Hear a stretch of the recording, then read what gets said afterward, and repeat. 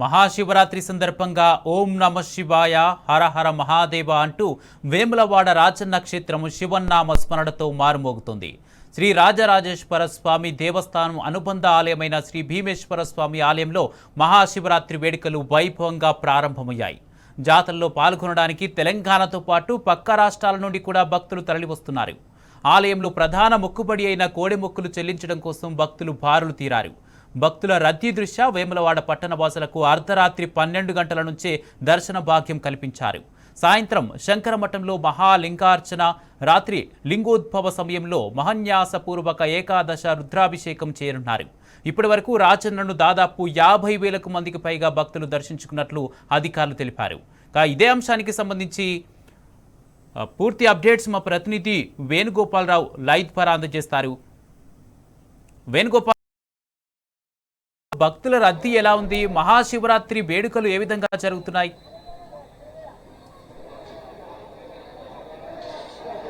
కుమార్, వేములవాడ రాజన్న క్షేత్రంలోని భీమన్న ఆలయంలో భక్తులు పెద్ద ఎత్తున పోతెట్టారని చెప్పాలి. ఇటు ఉమ్మడి కరీంనగర్ జిల్లా వ్యాప్తంగా ఉన్నటువంటి శైవ క్షేత్రాలన్నీ కూడా శివ నామస్మరణలతో మారుమోగుతూ ఉన్నాయి. ముఖ్యంగా చూసుకుంటే దక్షిణ కాశీగా పిలువబడే వేములవాడకు సంబంధించి చూసుకుంటే మాత్రం భీమన్న క్షేత్రంలో పెద్ద ఎత్తున భక్తులు తరలి వచ్చారు. చూడొచ్చు విజువల్ ద్వారా.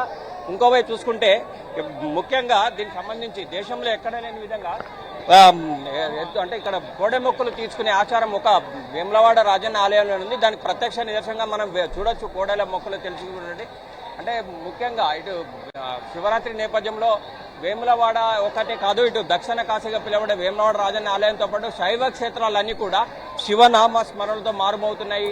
ఇంకోవైపు ఇటు కాళేశ్వర ముక్తేశ్వర స్వామి దేవాలయంలో కూడా పెద్ద ఎత్తున భక్తులు తరలివచ్చారు కుమార్. ఎందుకంటే ఒక తెలంగాణకు సంబంధించి చూసుకుంటే ఒక దక్షిణ పిలువబడే వేములవాడ రాజన్న ఆలయమే కాదు, ఇటు కాళేశ్వరం సంబంధించి కూడా పెద్ద ఎత్తున భక్తులు తరలి వస్తారు. తెలంగాణ రాష్ట్రమే కాదు, పక్క రాష్ట్రాల నుంచి ఛత్తీస్గఢ్, మహారాష్ట్ర మరియు ఆంధ్రప్రదేశ్, ఇటు పక్క రాష్ట్రం నుంచి పెద్ద ఎత్తున భక్తులు తరలి వచ్చి ఇక్కడ పూజలు చేస్తూ ఉంటారు. అందుకే దీనికి ప్రత్యేకత ఉందని చెప్పాలి. ముఖ్యంగా దేశంలో ఎక్కడ లేని విధంగా కోడె మొక్కుల ఆచారం ఒక వేములవాడ రాజన్న ఆలయ క్షేత్రంలో మాత్రమే ఉన్న నేపథ్యంలో కూడా వివిధ రకాలంటే భక్తులు పెద్ద ఎత్తున కోడె మొక్కులు చెల్లించేందుకు తమ కోరికలు తీర్చే కొంగు బంగారం రాజన్న క్షేత్రం కనుక ఇక్కడికే వచ్చి కోడె మొక్కులు చెల్లించుకుంటారు ముఖ్యంగా కుమార్. ఇంకోవైపు ఇటు కాళేశ్వరం విషయానికి వస్తే కాళేశ్వరం దర్శనం ముక్తి, కాశీనాం మరణే ముక్తి అనే ఒక ఆచారం ఉంది. అంటే కాశీలో మరణిస్తే వచ్చే ముక్తి ఒక కాళేశ్వరాన్ని దర్శిస్తే వస్తుందనేది ఒక ఆచారం. ఈ నేపథ్యంలో కూడా కాళేశ్వరాన్ని కూడా పెద్ద ఎత్తున భక్తులు తరలి వస్తారు కుమార్.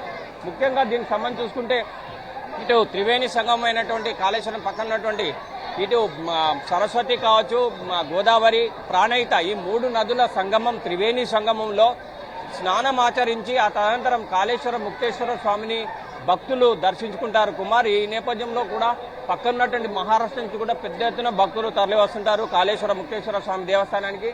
ముఖ్యంగా మనకు చూసుకుంటే ఇటు వేములవాడలో మాత్రం ఈరోజు ఉదయం నుంచి కూడా పెద్ద ఎత్తున భక్తులు తరలి వస్తూ ఉన్నారు. ఈరోజు శివరాత్రి నేపథ్యంలో కూడా ఈ భక్తులు ఈరోజు ఉదయం తెల్లారుజామున 5 గంటల నుంచే స్టార్ట్ అయినట్టు నేపథ్యం. ఇంకోవైపు ఈరోజు సాయంత్రం కూడా ఇక్కడ జాగరణకు పెద్ద ఎత్తున భక్తులు తరలివస్తారు. ఇటు మహాశివరాత్రి సందర్భంగా కూడా సాయంత్రం 6 గంటలకు మహాలింగార్చన ఉంటుంది, 11 గంటల 35 నిమిషాలకు లింగోద్భవం ఉంటుంది. అంటే దీనికి కూడా పెద్ద ఎత్తున భక్తులు తరలి వస్తారు.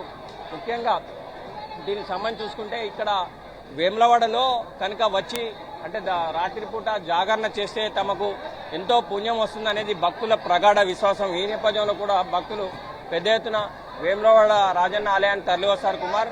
ముఖ్యంగా ఇప్పుడు ఉన్నటువంటి పరిస్థితుల్లో ఇటు ఉమ్మడి కరీంనగర్ జిల్లాలో ఏ శైవ క్షేత్రం చూసినా కానీ శివనామ స్మరణలతో మారుమోగుతున్నటువంటి ఇటు కాళేశ్వరంలో అయితే పెద్ద ఎత్తున తరలి వచ్చారు. ఇటు త్రివేణి సంగంలో స్నానమాచరించి ఆ తర్వాత కాళేశ్వర ముక్తేశ్వర స్వామిని దర్శించుకుంటున్నటువంటి పరిస్థితి.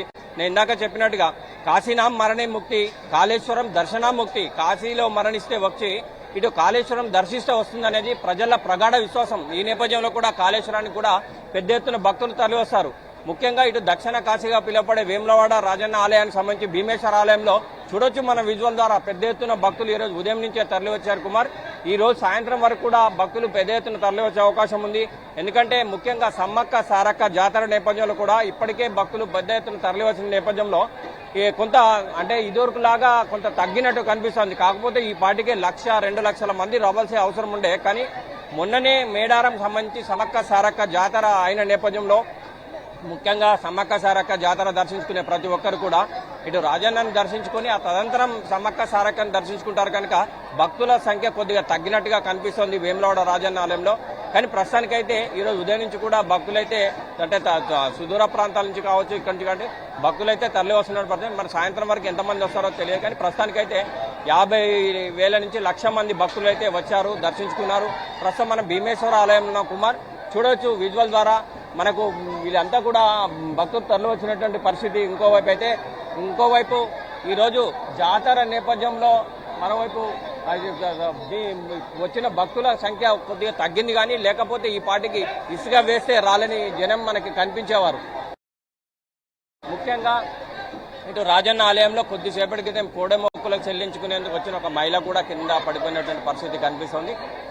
మొత్తం ఇదైతే ఈరోజు సాయంత్రం వరకు పెద్ద ఎత్తున భక్తులు తరలివచ్చే అవకాశం ఉంది. ఇప్పటికే భారీగా భక్తులు తరలి వస్తున్నారు. ఈ రాజన్న ఆలయం కాదు, ఉమ్మడి కరీంనగర్ జిల్లా వ్యాప్తంగా ఉన్నటువంటి శైవ క్షేత్రాన్ని కూడా శివనామ స్మరణతో మారుమోగుతున్నాయని చెప్పొచ్చు కుమార్. అయితే వేణు అంటే ఇప్పటికే 50,000 భక్తులు దర్శించుకున్నట్టుగా తెలుస్తుంది. ఇంకా భక్తుల రద్దీ పెరిగే అవకాశం ఉందా? సాయంత్రం వరకు దీనికి సంబంధించి భక్తుల రద్దీ మేరకు ఏర్పాట్లు ఎలా ఉన్నాయి, దానికి సంబంధించి అధికారులు ఏమని చెప్తున్నారు? అంటే ఇప్పుడున్న పరిస్థితుల్లో అయితే ఇప్పుడు రాజన్న ఆలయముకు యాక్చువల్గా అయితే చాలా మంది వచ్చారు. ఇప్పుడు భీమేశ్వర ఆలయంలో జరుగుతుంది కుమార్. రాజన్న అంటే మాత్రమే పేదల పెన్నిది అనేది బాగా ఉన్నటువంటి అంటే ప్రచారం ఉంది. మళ్ళీ రాజన్న ఆలయం అంటే పేదల పెన్నిదే కాదు, మన రాష్ట్రమే కాదు పక్క రాష్ట్రం నుంచి కూడా పెద్ద ఎత్తున తరలి వస్తారు. అంటే ప్రస్తుతం భీమన్న ఆలయంలో ఇవి కార్యక్రమాలన్నీ జరుగుతూ ఉన్నాయి. అంటే కొంతమంది అక్కడికి వచ్చే వాళ్ళు ఎక్కువ మంది ఉంటారు. కానీ ప్రస్తుతం అయితే అది దర్శనం లేదు. ఇప్పుడు భీమన్న ఆలయంలోనే దర్శనాలు ఉన్న నేపథ్యంలో ఇటు కొంతమంది తక్కువ వచ్చే అవకాశాలు కూడా మనకు కనిపిస్తూ ఉన్నాయి. కానీ పబ్లిక్ అనుగుణంగా ఏర్పాట్లు చేసినటువంటి పరిస్థితి అయితే కనిపిస్తోంది.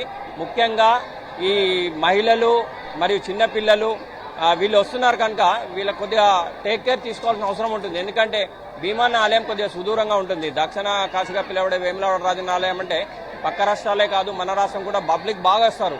కానీ ఇప్పుడున్న పరిస్థితుల్లో ఎఫెక్ట్ మనకు స్పష్టంగా అనిపిస్తుంది. యాక్చువల్లీ అయితే ఈ పాటికి వేములవాడ రాజన్న ఆలయమే కాదు బయట కూడా ఇసుక వేస్తే రాలని జనం మనకు కనిపించాలి. కానీ కొంత మేరకు భక్తుల సంఖ్య తగ్గింది. ఎందుకంటే మొన్ననే సమ్మక్క సారక్క జాతర నేపథ్యంలో ప్రజలు అంటే భక్తులంతా కూడా వచ్చి దర్శించుకొని ఆ తదనంతరం మేడారం వెళ్ళినారు కనుక కొంత భక్తుల సంఖ్య తగ్గినటువంటి పరిస్థితి అయితే కనిపిస్తుంది. ఏదేమైనా కానీ సాయంత్రం వరకు భక్తులు కొంతవరకు పెరిగే అవకాశం ఉంది. ఇక్కడే జాతర దీనికి సంబంధించినటువంటి జాగరణ చేస్తారు. ఈరోజు రాత్రి మహాలింగార్చన ఉంటుంది, లింగోద్భవం ఉంటుంది. ఆ తదనంతరం భక్తులు కూడా పెద్ద ఎత్తున ఇక్కడే జాగరణ చేసి రేపు ఉదయం వెళ్ళిపోయే పరిస్థితి అయితే ఉంటుంది.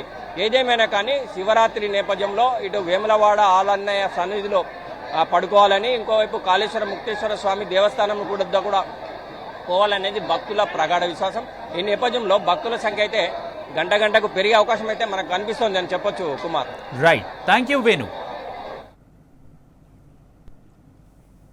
స్ఫురత్ఫణామణిప్రభ కదంబ కుంకుమద్రవ ప్రలిప్త దిగ్వధూముఖి మదాంధ సింధుర స్ఫురత్వగుత్తరీయ